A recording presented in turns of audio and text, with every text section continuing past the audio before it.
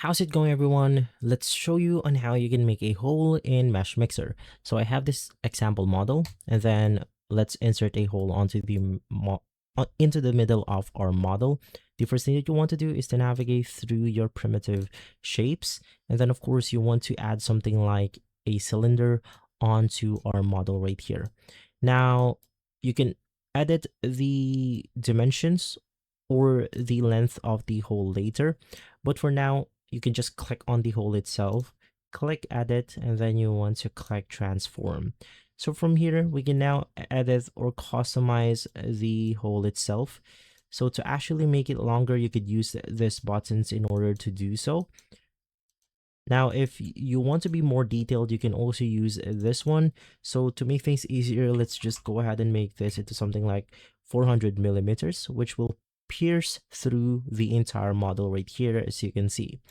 Click on accept, and then for now, click view, and then you want to make sure to enable the show objects browser, which will then allow us to navigate through the objects of our project right here. So it's really simple. The first thing that you want to do is to select your main model, which is going to be this one. Let's then select our hole or our cylinder shape.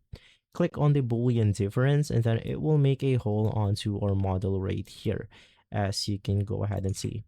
Now, if you're having some problems, you could do the alternative one, which is to select the hole first. And then once again, you could just select on the Boolean difference, and then hopefully that will fix the problem. But in my case, it's going to be the other way around. So let's click on Boolean difference. In here, you can customize this. So in my case, I want to turn this into something like 18.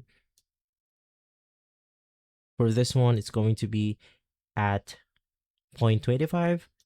This one is going to be something like 0. And of course, you can just keep customizing this the way you want to. And for the search depth, I want to do the same thing, which is to just make it 0. Let's disable some checkbox.